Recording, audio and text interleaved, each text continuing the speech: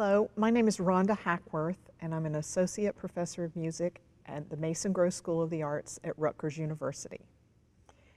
And the topic that I have in this video, I have named the top 10 ways to improve your vocal health. This is all opinion-based, based on research that I've read, but there is hard research on this topic that I've presented in the other video about vocal health and research, and I would encourage you to watch that one first. It will help maybe make some of these 10 tips make more sense.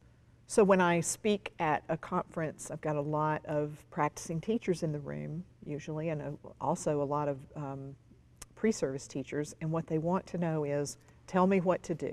What do I need to do to save my voice? So I have come up with a top 10 list. It's certainly not exclusive, and it's not scientific really. It's just, these are my opinions.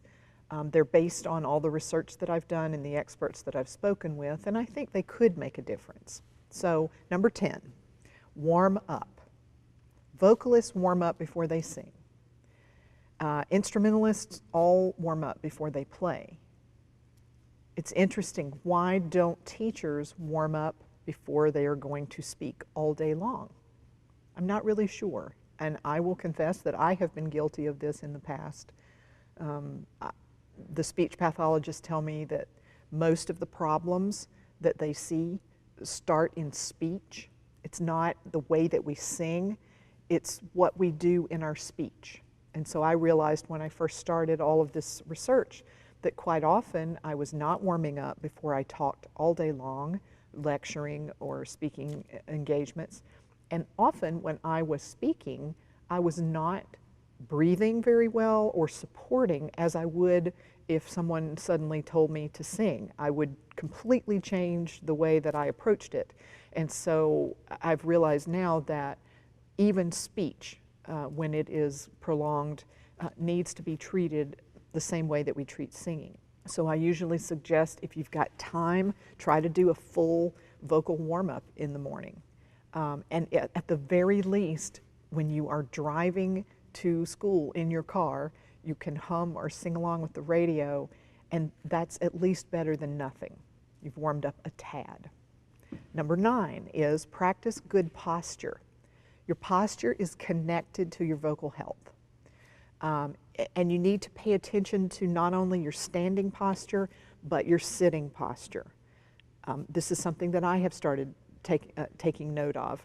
Occasionally at my desk, when I'm over my computer, I realize that my posture has deteriorated as I am very carefully looking at, or if I'm on the phone with someone and my neck is twisted, that, I have to take a break and think, oh, I really need to sit up straight and stretch, all of that kind of thing. And I usually tell teachers, consider something like yoga or Alexander technique or anything that makes you mindful of your correct posture.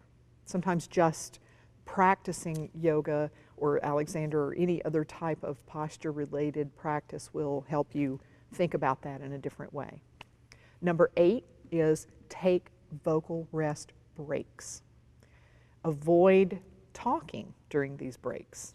Sometimes I have come across teachers who will talk for their entire lunch period and or their entire planning period. And so taking that time to be silent and rest your voice can be very helpful. Number 7, use nonverbal commands. They can really extend the life of your voice. And there's some research that shows that using nonverbal commands is actually more effective with students than verbal commands. I kind of laughingly say it's like the Charlie Brown's teacher syndrome, is that after a while, the only thing that students really hear is just the wah, wah, wah that Charlie Brown's teacher often does in the cartoons. But somehow they perk up and pay attention when the challenge comes that they need to be able to try and figure out what your nonverbal command means. Make a habit of using your nonverbal commands before your voice gets tired, and you can really extend the life of your voice. Number 6, Never use your voice as a discipline tool. Do something else. Use something nonverbal, have a signal, whatever works for you. I have had teachers in my life who sometimes the quietest teachers were the ones who were the most effective at discipline.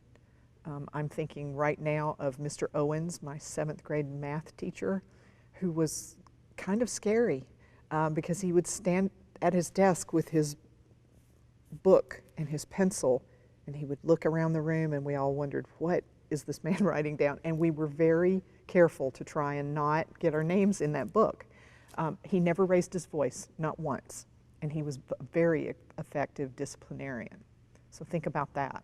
Number 5, pay attention when your voice gets tired and stop. Stop talking. Stop singing. Give yourself a rest, a complete rest, even if it's only for a half an hour, an hour. Give yourself some time for rest, especially once you notice that your voice is getting tired. Number 4, be aware of things that irritate your voice and limit your exposure to those. And these could be anything. I'm very sensitive to smoke. Other people have allergies.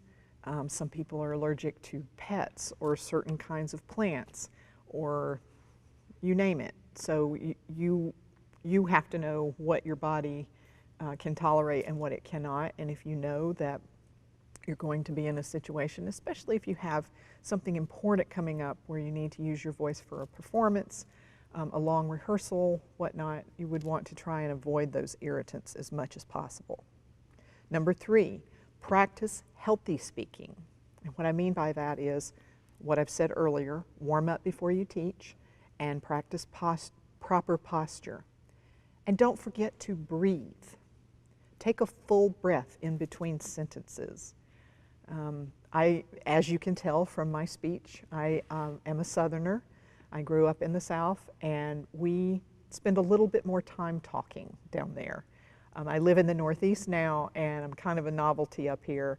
But what I have noticed is that my friends here in the Northeast speak quite fast. And some of them speak so fast that they don't take any time to breathe until all of a sudden they have spoken so much, so quickly, so fast, and they're completely out of breath, and they have to suck in a big breath of air in order to continue. I'm not saying that everyone needs to slow down as much as Southerners, but taking that breath in between can be really important.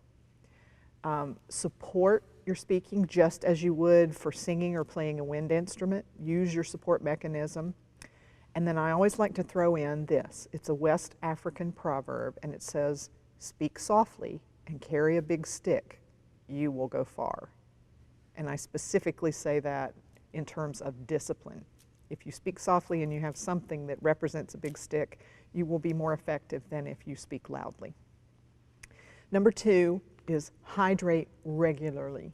If you're not drinking a lot of water, I would suggest that you gradually increase your intake. Don't flood your system, but gradually increase that. And a good goal from all that I've read is about 6 to 8 cups per day, and that's 8-ounce cups. I haven't found a 100% agreement between medical professionals on exactly how much water is acceptable, but I would say that 6 to 8 cups a day is a good goal, and that's a good place to begin. The experts that I've read have said that water is really the best hydrating, but other non-caffeinated beverages can suffice.